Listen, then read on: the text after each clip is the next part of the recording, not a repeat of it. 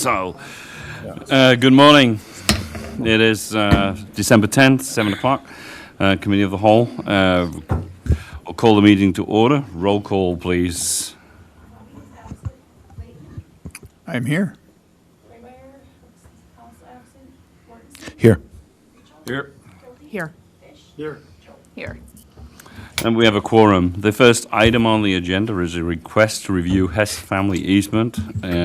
That would be down to the Hess family, which I'm assuming must be you four. Because there's not many other people here this morning.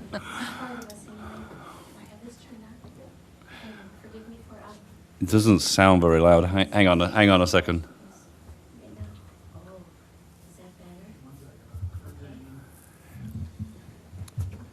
She's got a whisper voice.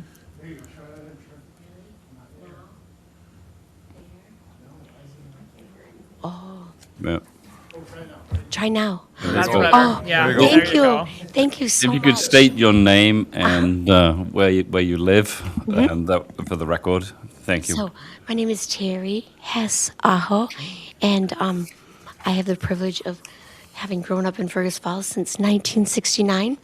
And I won't tell you how old I was when I moved here. And I have two of my sisters here, Tarma Carlson and Trudy Densmore, and my brother-in-law, Steve. And we're here today representing my mom, Darlis Hess, and my late dad, Jerry Hess.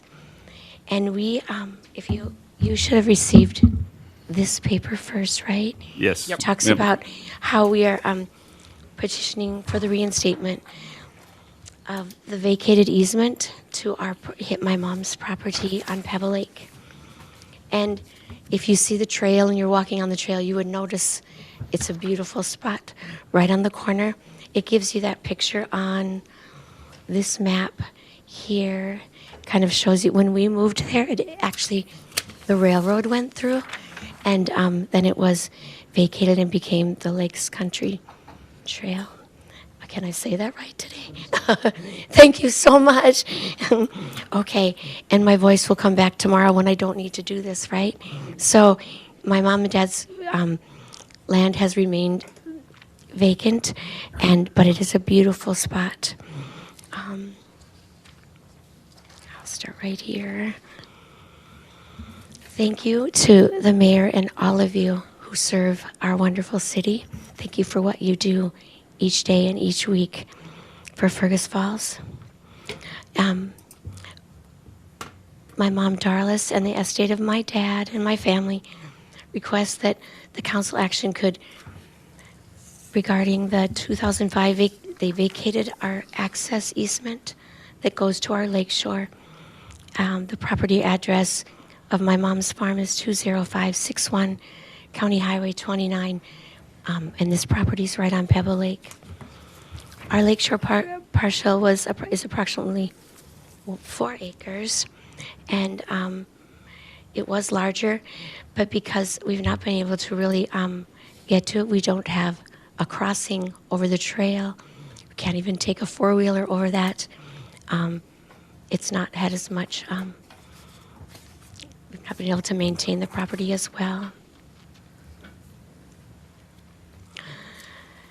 We've tried to attempt to negotiate access with the owner, but it's been unsuccessful, so the property remains without legal access, which restricts the sale and development and the routine maintenance of that property. The law that states under Minnesota law, a city may vacate a public way or easement only if the action does not deprive a property owner of reasonable access to their land. Courts have recognized that creating a landlocked parcel may constitute a deprivation of property rights, entitling the owner to just compensation under the Minnesota Constitution. Our property right now does not have any access. We have the trail goes right through, but we do not have access. We are asking that you would kindly respectfully consider to reinstate, enforce, or reestablish an access easement connecting our property to the public road. Or if access cannot be restored, provide just compensation in accordance with the Minnesota law. We further request that this petition be scheduled on the next available City Council agenda for discussion and formal consideration, and that we be notified of the meeting time and date. You'll find the 2 maps that show the original easement and then the current landlocked condition. Today, I had Lynn pass out this one, just a little bit of color on it to kind of highlight it. It looks like this, and this shows you where Pebble Lake is. It's pretty self-explanatory, but this is before, and it doesn't look like this anymore. It's beautiful, and it's been developed. So Pebble Shores Drive is right here, and this was the easement that my family had to get into my dad and mom's property right here. And you can see our lakeshore there. My mom and dad's property has a beautiful point. And right now, if you look at it, it's all trees and it's been overgrown, but it's beautiful. It's a beautiful place. Then it shows that this is the property line of my dad and mom's property. This is where the easement was that was taken away 20 years ago. And so we respectfully ask that you would consider that.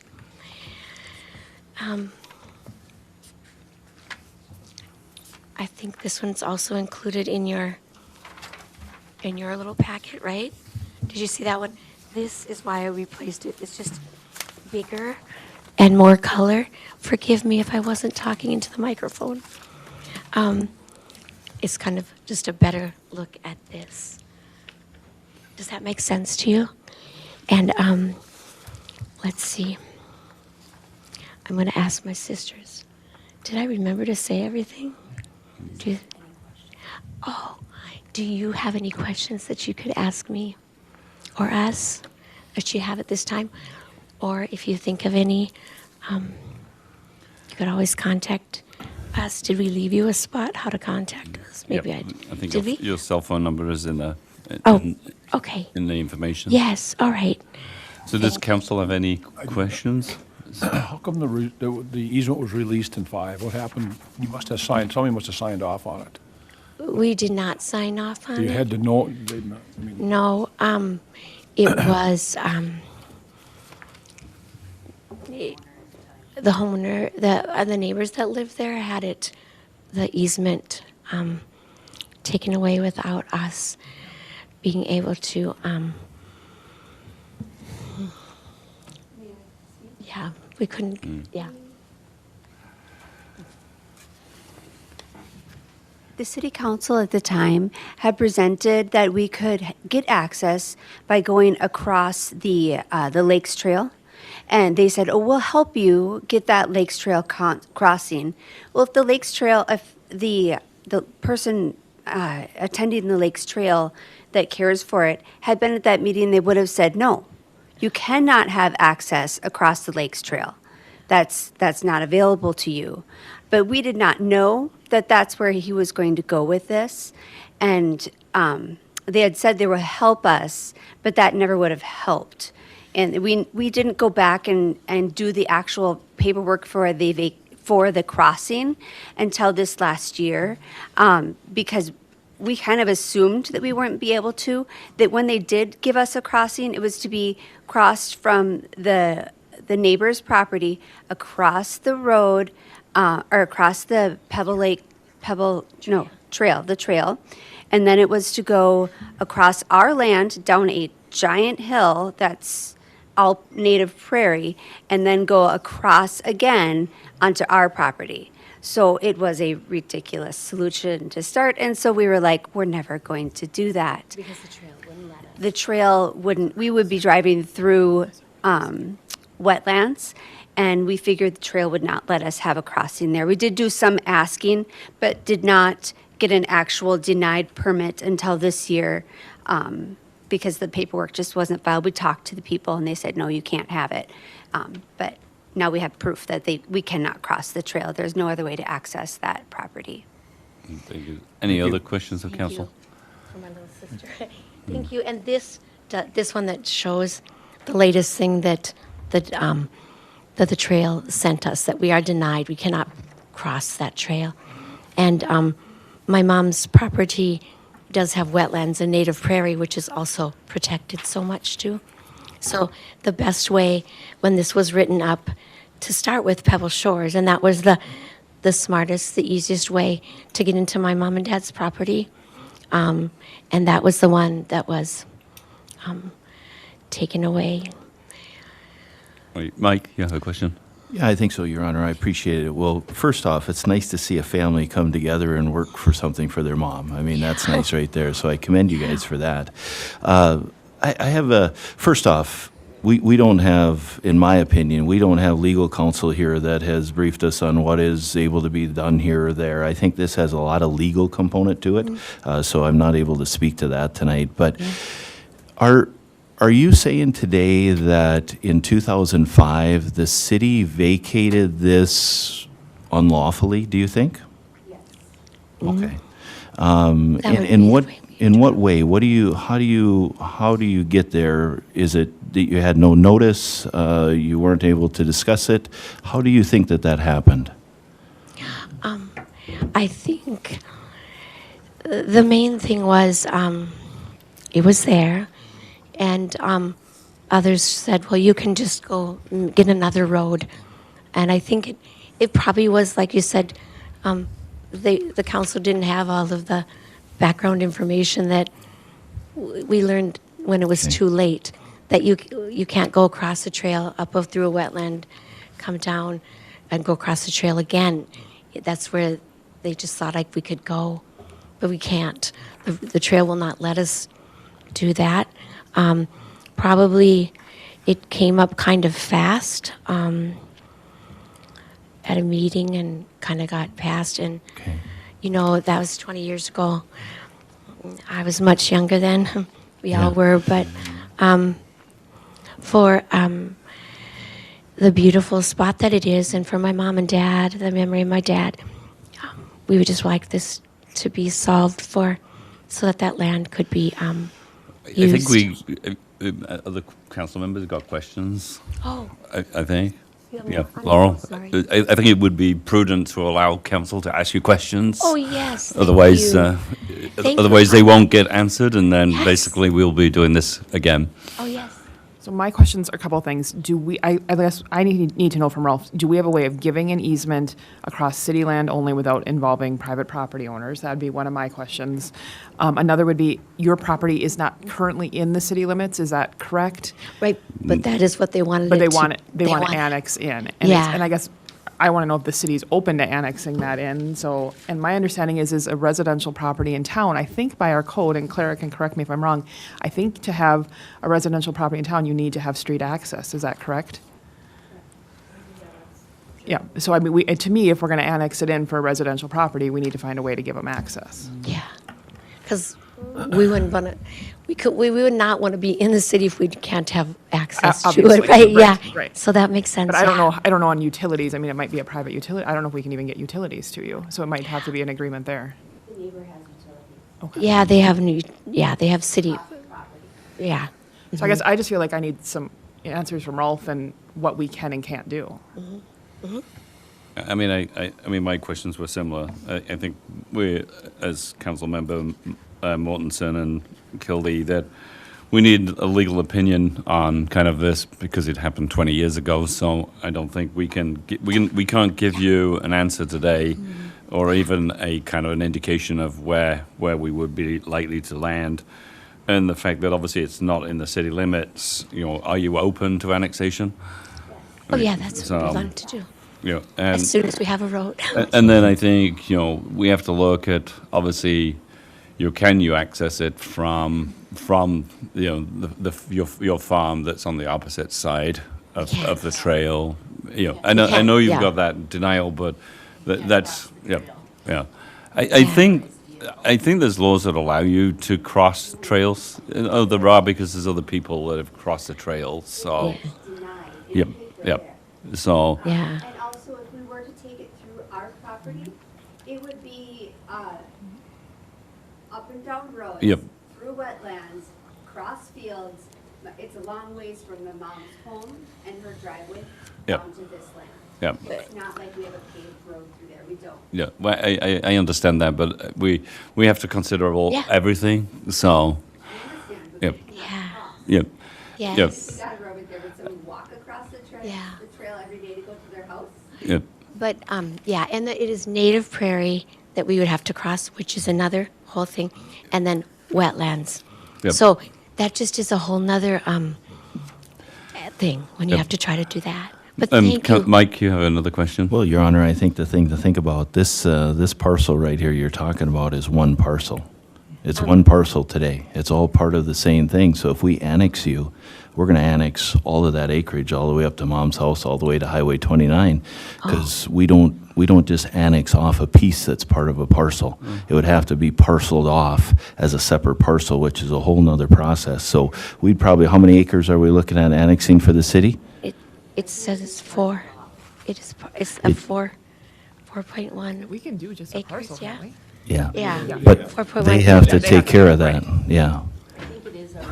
We'll check it out. Yeah. Is there any other questions? If not, I think we'll take it up with our legal, and then obviously we'll see where it goes from there. Thank you. Thank you all so much. Thank you. Thank you for coming.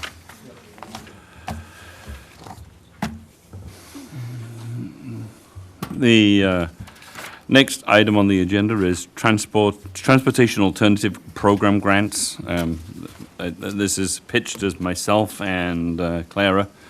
A recommendation to the council authorizing staff to prepare and submit an application to the Transportation Alternatives and Carbon Reduction Programs for pedestrian safety improvements. This kind of came about, we, as kind of council's aware, we're trying to get access to the dairy property, and the two crossings that we've got funding for from the state, which needs to be spent next calendar year. One of the pieces of that was that we have to do up two other crossings, one on South Union and one on Sheridan. And in talking to Wayne Hurley at West Central Initiatives, there is the potential of some grant funding for the pedestrian portion of the two crossings that we're obligated to do. And so that was how the conversation started. And so we're looking at kind of those two crossings and the portion that's just the pedestrian piece. So, the one crossing was basically $1 million to do the entire crossing. One was about 400,000 to do the other crossing. And so we would have to portion out, obviously, the pedestrian piece of that. And this grant is an 80-20 match. So if obviously the bulk of the crossing cost would be, for the road, but say, just for argument's sake, it's 20% of the $1 million, then ultimately, and that's kind of what we've got to try and find out. And the goal would be trying to get this piece funded by a grant. The other two crossings was at Magnuson Park and the library, and that would be to look at putting up the yellow flashing lights so that anybody crossing between, Magnuson Park and the library can hit the button, flash the lights, and hopefully be more awareness for traffic. Currently, there is no flashing lights on that. And, that would be a fairly simple crossing to do. It's just literally installing the lights.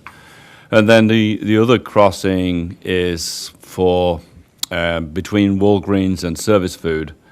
And that's a pretty fast crossing, and traffic does not slow down there and does not stop. And literally, a week ago Tuesday, there was a gentleman with impaired vision trying to cross that road. It was actually no Wednesday. It was a week ago today, and if it wasn't for, in fact, the city snowplows slowing down, that guy would never have got across. And so, looking at something more substantial there called Hawkeye crossings, which would be, an actual. It would be an arm that goes across over the road and would flash red when somebody hits it. So it would be like a kind of a rail crossing where there's two flashing red lights to actually stop traffic or make it more visual to stop rather than just the yellow lights. Again, this is it's not a project that's going to happen tomorrow because the funding doesn't become available until I think it was 2029 or 2027. Talking to Josiah from Moore Engineering yesterday, he does think that there's an opportunity to get it a little early, but the fiscal years that are identified as part of this grant proposal are 2029 and 2030. So this is something that we want to do the planning for to get it so that we can execute when the funding becomes available, and the fact that it's an 80-20 match would obviously limit the amount of citizens. And they're all basically public safety things, on crossings. It's incredible how fast the traffic can pick up speed from Union to kind of Vine when they come down there. And that road is basically 4 lanes wide, essentially, which is another thing that impedes the pedestrians crossing. And that's kind of like the background. So maybe Clara can add to that. I feel like I didn't even have to stand up. I think Yeah. you nailed all the main points. We'd work with Moore Engineering on this to get the request to a point where we could bring it back in front of the council. You could see a little bit of a better budget, have a better idea of what the local cost share would be. But as the mayor said, it's an 80-20 split for eligible expenditures. Eligible expenditures do not include things like the engineering. It doesn't include administration of the grant, which is fairly typical. So that's not something you haven't seen before. But the application is due January 9th. It does require further action from the council, which is why we would bring this back in front of you probably January 5th. With some better design, some better idea of the budget, and then at that point you'd be asked to identify where in the city budget the 20% match would come from. One thing the mayor did not cover is we would actually be submitting for 2 different programs, but both do similar things in that they're serving pedestrian safety upgrades. The reason that we'd be applying for the 2 different programs is because they're reviewed by the same group. There's a review team out of MnDOT in District 4, which is our district.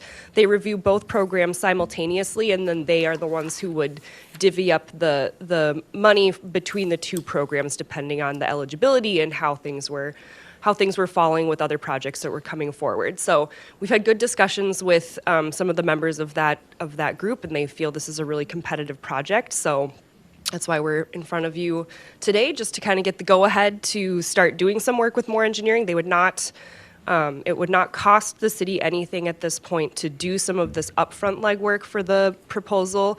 The cost to Moore would come if and when a project is actually successful, and at that point it would be treated as a normal city project where they'd get their, the 15% that they've agreed to for projects. So I'm happy to try to answer any questions about the grant program itself. I myself have not done an application to this program, but the city has been successful in the past on a couple different projects, so we've got a pretty good understanding of it, and Moore Engineering has somebody in their office who focuses on grants like this, and they would be helping us with this application. Laurel?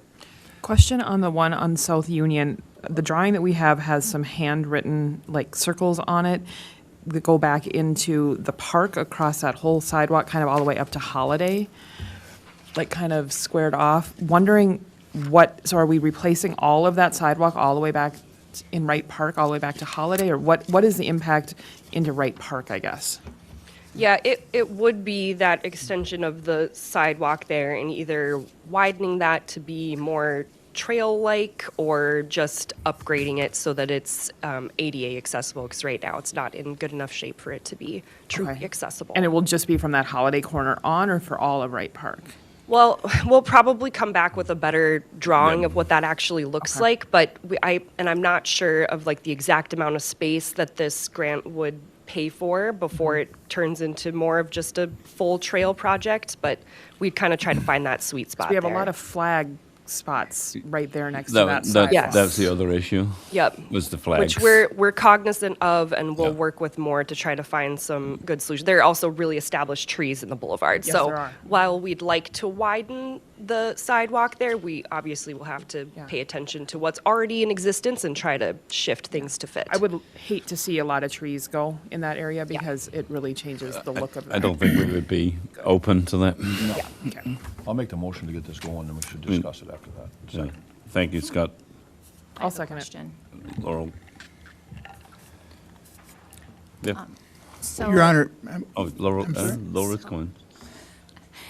tell me a little bit about the crossing in front of OLB. I guess we haven't touched on that one. That was just to show the lights. Yes. Okay, so not that's that you need to make any changes there, or, okay. It was just Okay. just to demonstrate the We wanna type of, copy that would those be the type of flashers lighting by that the would library. go by the library. Thank you. I must have missed that. Thank you. No, I don't think we said it. Yeah. So you didn't miss it. Thank you.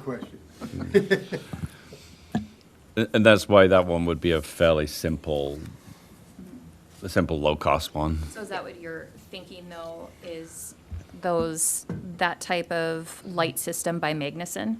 Yep. Yes, Okay. that would be the hope. Yep. And I mean, and you can see by the photographs that the bed of Sheridan is in really bad condition. So at this point in time, that one's not very accessible. That one, yeah.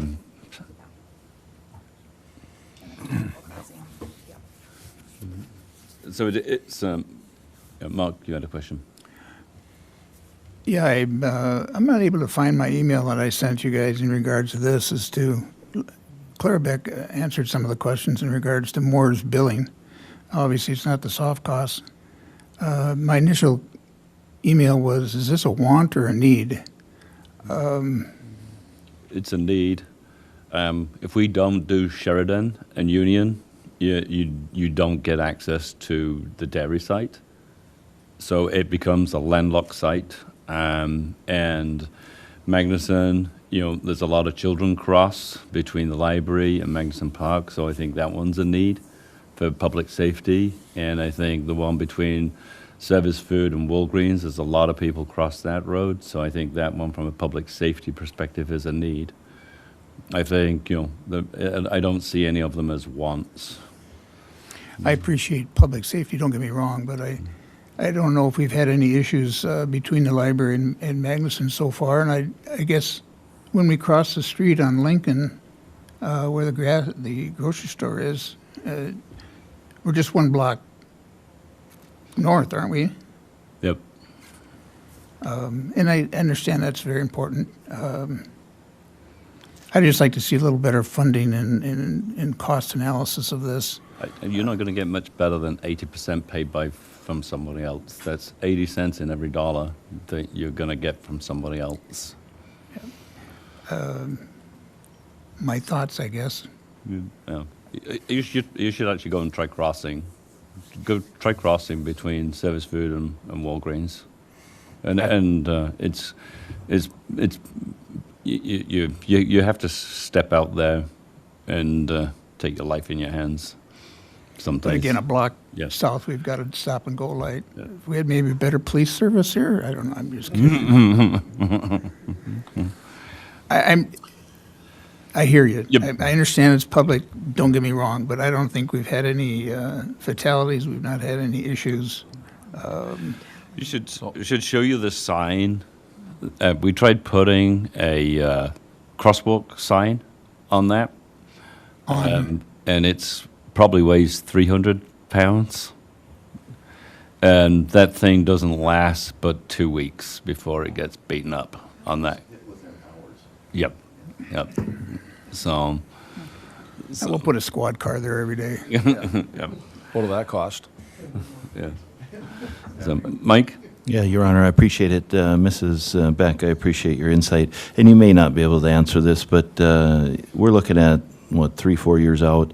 Are we able, if we get this grant, to pivot and say, hey, you know, in that time, we want to use some of this money at a different crosswalk, or we want to do something different, do you know? Or is this thing pretty well locked to the locations that we submit in the application?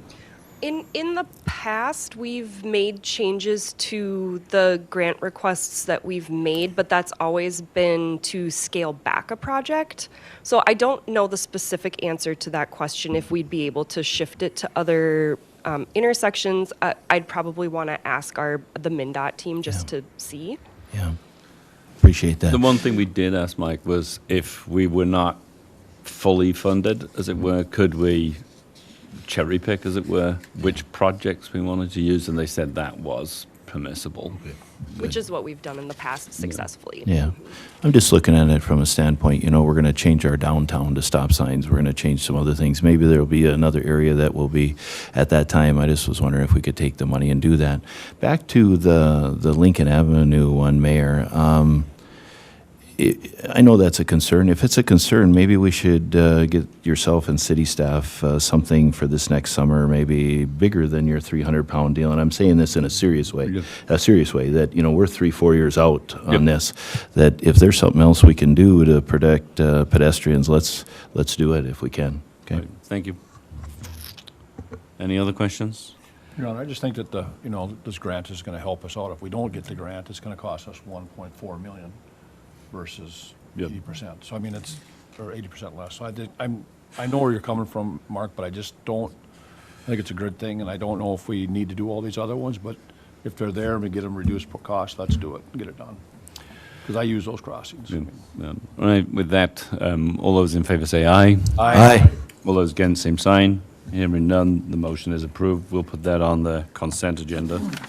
And then it will, as Clara said, it's going to come back in January with a better kind of estimate of what it would be, and probably some better pictures of what it would look like. The next item on the agenda is Heritage Preservation Commission grant request. Clara Beck, a recommendation to the council authorizing the Heritage Preservation Commission to pursue a Minnesota Historical and Cultural Heritage grant and submit a letter of intent to the Minnesota Community Ideas Grant Program. With that, over to Clara. Thank you, Mayor. This is a little bit out of the box, but some grant opportunities have presented themselves, and as you are aware, our Heritage Preservation Commission is very interested and focused on seeing some kind of development occur at the Regional Treatment Center. They have pushed for council to review the remaining $390,000 from the state bonding from 2018 to try to find a use for that. We're still waiting to get some pricing on a roof project that we would likely bring back to you. No. Can you still hear me? Yeah. No. But you're all right. Go ahead. Okay. So the idea came to me over the summer, and I have since found some, it's good, I'm good. I have since found some viable partners for a project to host a summit focused on the Regional Treatment Center and finding some sort of reuse for it. We would be doing targeted outreach to not necessarily local or even statewide developers, but we would be looking nationally and internationally to try to bring some people together and just have a couple days focused specifically on, is there potential reuse for the Regional Treatment Center? So I brought the idea to the HPC. They were in favor of going forward with it. The grant itself does not require any kind of a match from the city, so it would just be money coming in for us to use for this specific project. I've had some conversations with different partners who could help put together something like what I'm envisioning, and have gotten really good initial responses to it. So the request this morning is to allow using the Heritage Preservation Commission as the commission that's going to oversee the grant process, allow staff to work on a proposal to the grant program to see if there's any funding available for something like this. I'll make that motion. Thank you, Laurel. Would somebody care to second it? I'll second. Thank you, Jim. I'll get in when I'm done. Would it include a new microphone? I'll see what I can do. And I think the goal of this initially was, how do we showcase the RTC? We've always relied on, an organic kind of somebody coming, and then, generally, we've gone through a lot of motions with them, and then it never turns out to be anything. And that was kind of when, we tried initially whether we could use some of the grant funding we had was to actually target developers. And I'm not talking about, not that, nothing against the people that probably are in Fargo or kind of locally, but it was like getting out there and outreaching to people that actually work on historic type properties, that would come in and then basically try to literally showcase the thing so that we have a better chance of actually either getting somebody or actually finding out that no, there isn't an interest in it. At some point in time, this property is going to start costing the citizens of Fergus Falls real money. And there's, we're running out of, I think we're exhausting the grants that the state have given us. And at some point in time, that burden is going to fall on the citizens of Fergus Falls, 100%. And it's not just going to be mowing; it's when things start dropping off the building, and things need to happen. So, I see this to a certain extent as a pitch to try to get a broader horizon on who could come in and do some work on any one of those buildings. Because I think if we could get, somebody to take on board one building, then it, hopefully there would be a domino effect of getting a second one and a third one. But we have to start somewhere. And this was, again, how can we leverage dollars from somebody else to get that done? So that was the history behind it. So, Mike? Your Honor, I appreciate that a lot. Mrs. Beck, I just have a couple questions for you. I'm assuming this is going to go on the consent agenda, so the community's not going to get to hear this a lot. So I appreciate what the mayor said today. But who's going to head this summit? Is our economic development director that we hired in October part of this summit, and an integral part? And have you seen in your time here anything done with the RTC like this in recent time to try to bring this about? Yeah, those are great questions. I foresee the city being the lead planning body in an event like this. I have also discussed. To get rid of the other microphone. It's off, and yes, to answer your question about our economic development, James is aware of this and is very interested in being part of it. He himself has started putting together his own kind of incentive stacks that can help to sell the RTC. So he's super interested in seeing something happen there and would be part of this. I also kind of have a vision of inviting some of the team that redeveloped the Traverse City site, just to see if they would come and do some discussion with us here. Am I answering all your questions? I feel like you had another one. Just if you had seen anything like this to this caliber sure. in the past. Not specifically like this. We've had organizations in town who have done excellent work trying to bring awareness to the fact that the building is here. It's a great asset. Springboard for the Arts in town has done a ton over the years. They've kind of pulled back in the last, probably since the pandemic. Friends of the Kirkbride also did a lot of great advocacy.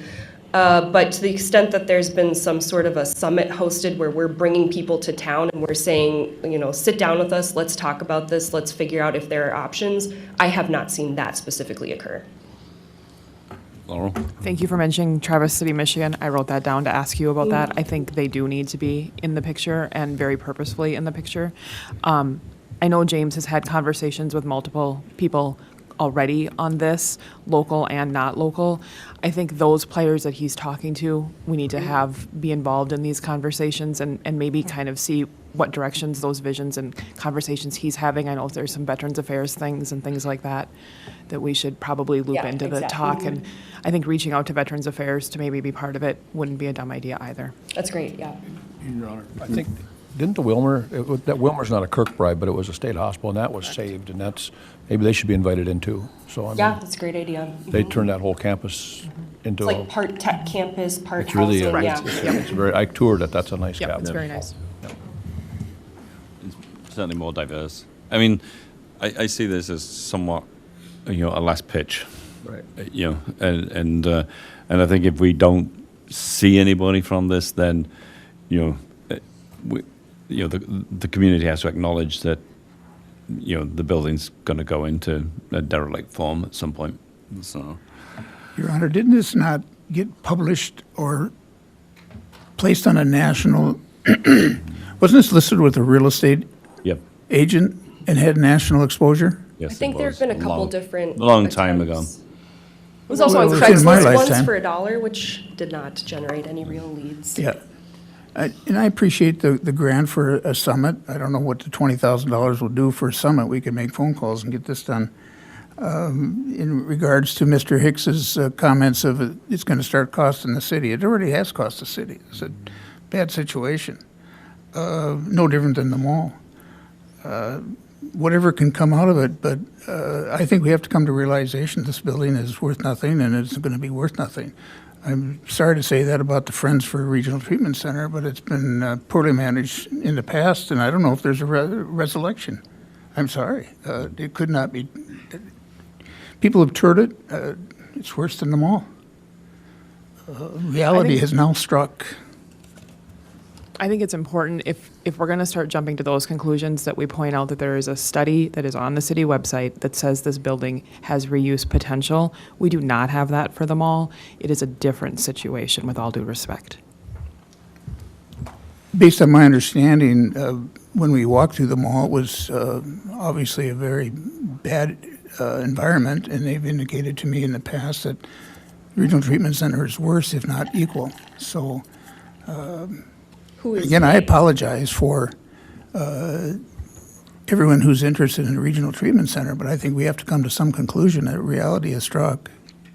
Well, that's the hope from this summit, is that we can do some of this last legwork to really try to outreach and see if there is any potential there, and then at the end of it, then we make a decision.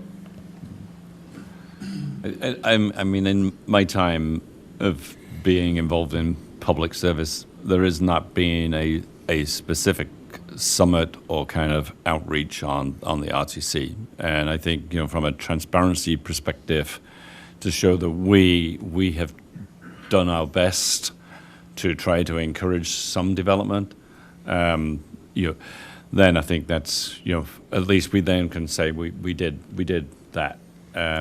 Just carte blanche saying, it's in disrepair, we're not going to do anything. And again, if we can get a grant to do this, if we don't get the grant, then that's a different matter. Well, and I appreciate that, but at the same time, we have to understand that I think this is. And that might be the likely outcome. I mean, that's, if nobody comes forward, then we have to accept, and the community has to accept, that there isn't a place, for redevelopment of the RTC going forward. Because, as you say, today, and historically, it's cost the city. It will cost even more when you have to start imploding buildings. So, and in no disrespect, but it's a public safety issue. I mean, how many times do your guys get called out there for people breaking in?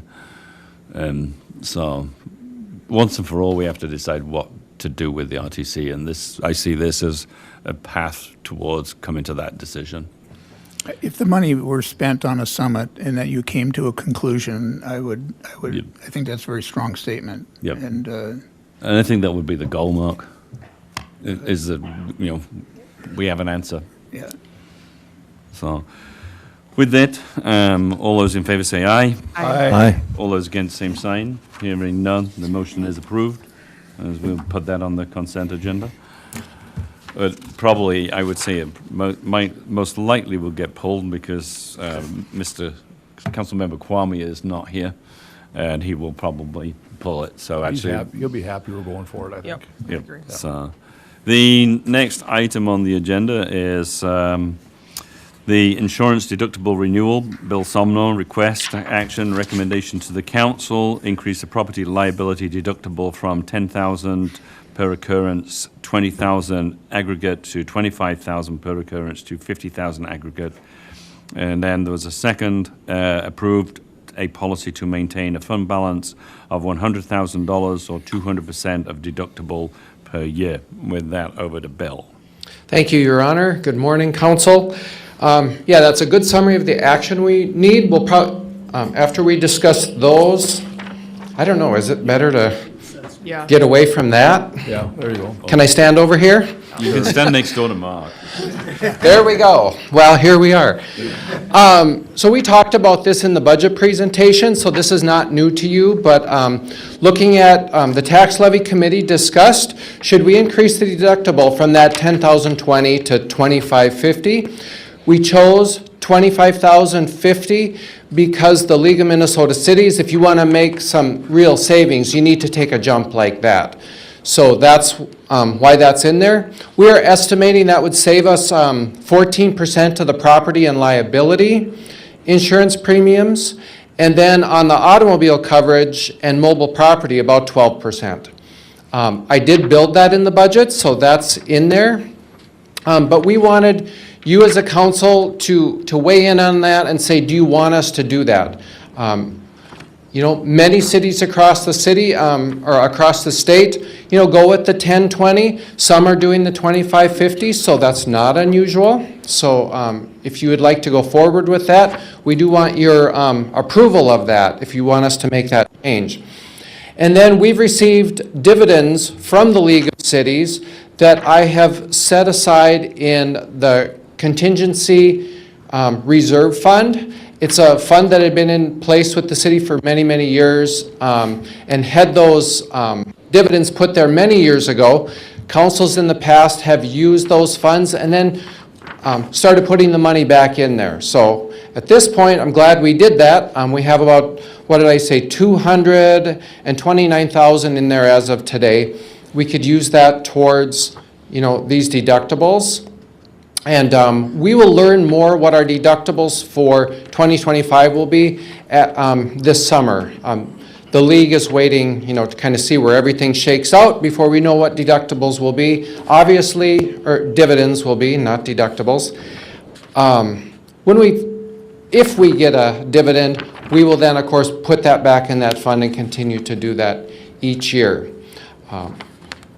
You know, the mayor specifically brought up in the tax levy committee, let's have a policy where we maintain that fund balance. So let's say dividends aren't keeping up and we drop below, well then we need to put that in the budget process that we replenish that fund. So we always have that savings account there, you know, to keep us safe on deductibles of funding that. I put the 200% in there, so doubling that to $100,000. I know the mayor brought up maybe 150%. Imagine that, Bill pushing it to be a little more conservative on that. That's up to you. We'll let you guys weigh in on that. Full transparency there on our discussion. So with the deductibles, you know, it's not just $50,000 when you meet that. After you have reached the aggregate deductible, then we pay a $1,000 maintenance deductible on each claim. And that's why in that history, the deductibles get to be a bit more than the current $20,000. And then I estimate it, you know, would be about $54,500. What I did is went through the claims over the last 6 years, looked at the average. Had we been under the $2,550, here's what it would be. And that's how I came up to that average. Talked about those funds. I know a third item on here. Councilmember Layton, as part of the tax levy committee, has been doing a deep dive into the insurance, and you know, met with our agent, going through the property schedules, and I know is looking at should we not insure everything. As I've gone through, you know, I've been working on the insurance for probably 25 years. I've always insured everything, and with other staff, you know, Public Works and the central garage, you know, are the ones that typically we work on this insurance renewal. But the smaller items that would be under that deductible, and correct me if I'm paraphrasing incorrectly, but to remove some of that from the insurance, in essence, we would self-insure that. You know, certainly if we get a storm, it's not going to hit everything in the city. We do understand that. So that's, I know, a request of Mr. Layton. We want your opinion on that. Like I said, we have insured all property of the city over the years.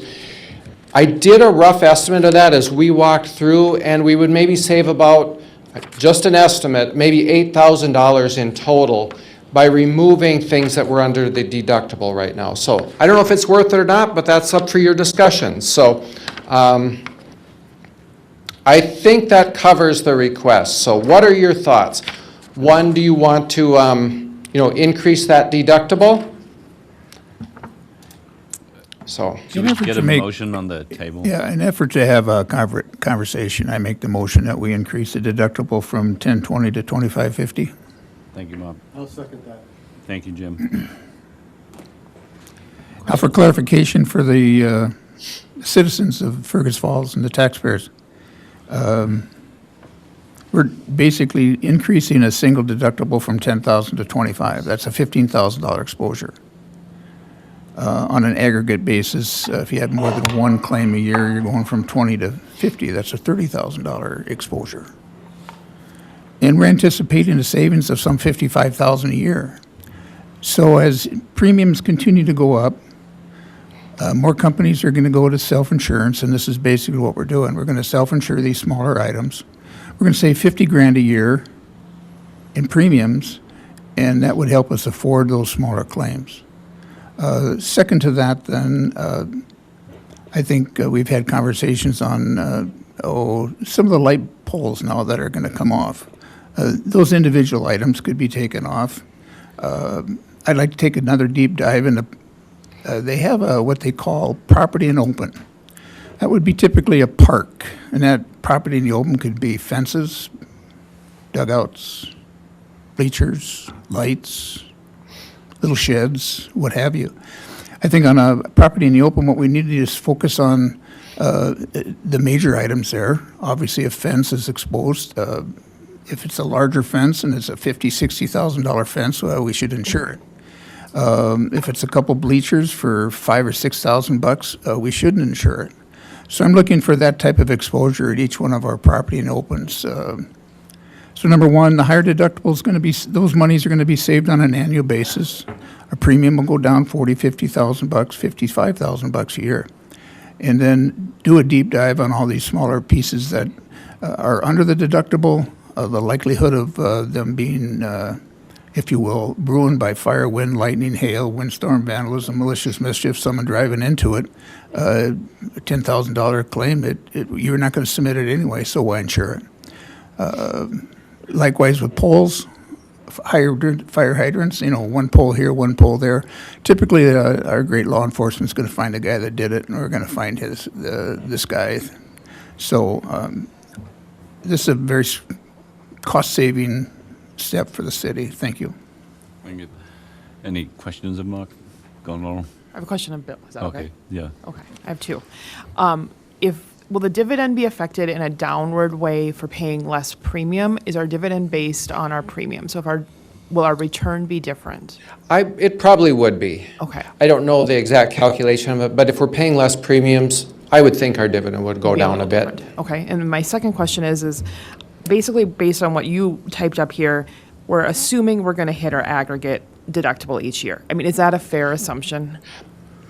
Probably. I think, I'm looking at Guy and I can read his eyes. He's saying yes, we'll Yeah, probably meet it. We're going to hit it. So then I see where Mr. Layton is going, but my question is basically once we hit that deductible, every other claim we're looking at is $1,000 out of pocket. So Correct. then if we have a $15,000 lawnmower that's less than our deductible, once we're at that threshold, we're paying $1,000 to get it replaced. Is that correct? Correct. So in my mind, I think that property in the open and stuff, knowing we're most likely going to hit that darn deductible every year, we need to look at anything over $1,000, we're going to end up submitting because that's our maintenance deductible. Am I seeing that the wrong way? I think that's a fair statement. That's the way I see it too. And I think you're 100% right, Laurel. And I think that was the goal of maintaining this reserve fund, was that, obviously, rather than that, that deductible coming out of the department. It would come out of the dividend reserve, which has just been sitting there as 230,000. So that, you know, not that it's not good to have some funds, but do we need $230,000 worth of funds? You know, where we can use those and put them to work for the residents of the community. You know, if so, and that was kind of the goal of maintaining a balance in that, knowing that, as you say, obviously if you pay less in premiums, you're going to get less dividend. But you know, for the catastrophic thing, you know, we're at 50,000. That 50,000 is sitting in an account, so we're not going to have to come back and revise a budget line item to say, this happened, we need 50,000, and we'd still be covered. And as we spoke about some of the lesser kind of like buildings, you know, if there's a tornado goes through Fergus Falls and takes out, you know, $10,000 buildings, probably FEMA or some other state and federal funding is going to come and help us as well. Any other questions of Bill? If not, Let me just say, Bill, thank you so much. The city has done a wonderful job in managing this thing. The dividends are sitting there to protect the citizens. I can't speak specifically to Councilperson Kildee in regards to how the league handles their dividend, but in the industry, they look at total premiums, total losses, and they, you know, give a dividend based on that number. So, yeah, will our numbers be down because our dividend, our premiums are down? No. I think what's going to really happen is if the state of Minnesota would go without having any claims, League of Minnesota City would have no claims and their premium profitability would be high. We're going to get a higher deductible. So it's really not specific. But yeah, we are a percentage of that pool. That's correct. with that, the motion on the table is increase the property liability. All those in favor say aye. Aye. All those against, same sign. The motion is approved. Everybody good with that on the consent agenda? Yeah. So do you want a motion to say that we're going to have a policy to keep that money? And now we need a I'll do that. second motion. I'll do that. Yeah. I'll second it. Thank you, Scott.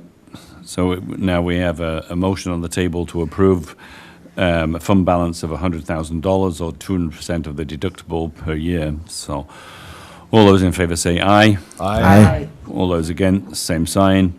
The motion is approved. So Your Honor, may I ask one more thing in the insurance? As Bill and I and Andrew review these limits and property and open, I'd like to have some authority for us to move forward with this analysis rather than stepping out across the line myself and talking with AMP.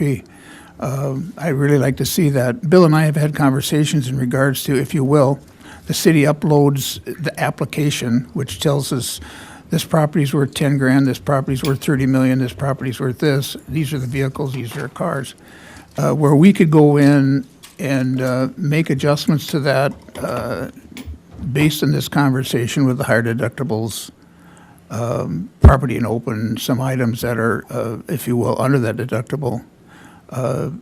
Give us some latitude on that. Bill indicated to me that he'd like to renew the thing as is. We won't have a policy and a premium for, what, 2-3 months? Probably, yeah.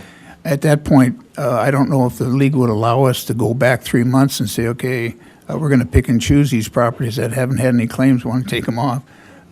It's a yin-yang deal here, so I'm looking for some direction that we have some latitude to move forward and then bring it post, if you will, post to the council for approval. And I'll chime in a little bit. If that's a direction the council wants to go, so if you say that on Monday, yes, let's start pulling some of these smaller properties off, then I think we start pulling them off right away then. If that's the wishes of the council, then we maybe get that more in on the front end. It would be kind of a quick review, but even if the league had to do like an extension a bit, I mean, we'll have coverage bound as of January 1st. But Correct. So if it's your wishes, I mean, we're not going to dilly-dally. We'd get to work on getting those, the schedules updated then. Correct. So. Yeah, I didn't know how, But the league had told me, okay, if we don't know where we want to go, renew as is, because it's easier to remove something than it is to add something back. So that's why they were saying that. But if you as a council want to go that route, then we'll start moving on that, so. Yeah, I didn't know when the deadline was for the application submittal. If that application submittal isn't necessary until, let's say, mid or late January, we have time. I can check on that. I mean, I've always had it done by the end of the year, but I can see, okay, can you do an extension, and if we get it in January, is that a problem? I'll find that out. I'll Yeah. email them right after this meeting, but. And again, let's say we renew it, coverage is bound as currently written, and then in the 20th of, the second Right. meeting in February, by the time the council gets together and makes a decision, can you go back that far? There's my concern. Okay, we'll find that out, so. So at the moment, I don't know. I mean, other than general consensus is kind of a, if we removed sort of like, buildings that had value of $10,000 or less from coverage, does anybody have an opinion on that? I think Outside we're of- shooting more like 25, Your Honor. Can we just wait till Monday night so we can talk this over a little bit? Yep. Make a decision like that, yeah. Yep. And I'll find out then from the league on the timeline. I'll find that out today. Discuss it Monday What, night. what would Can you we saying, get a list of- 2,500? That's what I was just going to ask, 25,000, is I'm sorry. can we get a list of List, what would yeah. be looked at as far as removing before making that decision? Yep, because all our property is listed out. Can we just get a list of that schedule? Do you want the list of the equipment as it stands, our insurance list? Because I can send that. What? This is funny, this is, I think more of a proposal of what would be removed. okay. That's what I'm looking for. So then that would take a little bit, because Mr. Layton would want to go through that and come up with that list then. Yeah, it's easy to say that, okay, we have let's say a bicycle that's worth $5,000. That's a standalone unit. So vehicles, buildings, what have you. But when we get to property and open, look at a park, and you got fences, dugouts, baseball bait, Playground equipment, things like that. that property and open could be 200,000, but each piece is worth 1,000. So there's the detail I'm looking for, so that we can report to the council. It's not my intent to do it without council approval, but we need some direction here to, I don't want to insure baseball, first base, second base, third base, and home base on the ground. Who cares? We want to maintain the fences, the bleachers, the lights. So there's the goal. It's not so easy to just give you a list when it comes to the property and open. Everything else is scheduled. How does it work? Let's say like Athletic Park gets hit by a storm. All the other parks are fine. Obviously FEMA's not coming in here for lovely Athletic Park. So do we end up with $1,000 deductible for the bleachers, for the shed, for this, or is No. it one event, It's one probably location? one event, one claim, if it was in that park, because the property in the open, that's, you have building coverage, Yes. contents coverage, Yes. and then we have property in the open. So like, at that park, it would cover the playground equipment, the fence around it, maybe something with the tennis courts. I mean, it's not going to cover the concrete in the ground or something. We're not insuring that. It's structures, it's equipment. I'm nervous that we could end up taking stuff off that we have even an isolated event that then we're going into reserves for instead of paying $1,000 deductible. That's just where my head is currently. Deductible is per event, not. Right. Correct, the $1,000 maintenance after you've met that. After per we've met piece, it, Not right. per piece, per event. yeah. So Right. I'm nervous. Your Honor, it just comes down to risk. Comes down to risk is what it is. And I think the real thing that I'm looking for, and this may not be able to be obtained, is how many claims on property and the open stuff have we had over the last 5 years? How often do we do a little claim on this or that? And if it's quite a bit, hey, then it's something, maybe it's not worth the risk. If the historical value shows that we don't hardly ever do this on these little things, well, then the risk is very low. Do you think there's any way to obtain some of that data, at least something close to say, hey, we've had this or that? That would help me. I'll look, we should be able to, because we have a list of claims, and even if it's manually running down that list and kind of seeing what was property in the open versus, let us take a glance through and see what we can find, and I'll just contact the league. Can they do a category for me? So I'm gonna ask them first before I go looking at it, so to see if they can just give that to us. I believe we have that broken down. I can find it, Bill. Yep. That spreadsheet that I sent you, I bet, that had, it was from the league of those 6-year All the claims I went Yep, through. Yep. Well, I think obviously it's clear that we need more information before we can make a decision, so we'll leave it with Bill and Mark to come up with that and get back Okay. to us, so. Thank you. Thank you, Bill. Thank From you, an Bill. announcement point of view, I would say that it did snow yesterday, and we need to kind of make residents aware that there is an ordinance that they are obligated to clear their footpaths or their pavements or their sidewalks, or they may have all three. But there's a lot of residents that have not cleared their sidewalks from the snow of last week. So it is a safety aspect. So please clear where you possibly can. Obviously, December 15th, next Monday, 5:30, there's a council meeting. Then we get closer to the Christmas holidays. On the 24th, City Hall, landfill, library, police, fire admin services will close at noon. The liquor store will remain open till 5. December the 5th, all city facilities and buildings will be closed. Thursday's garbage and recycling will be picked up on Wednesday, the 24th. January 1, all city facilities and buildings will be closed. Thursday, garbage again will be, and recycling will be picked up on Wednesday, the 31st. And then January 5th, there will be another city council meeting. With that, we are adjourned. Thank you.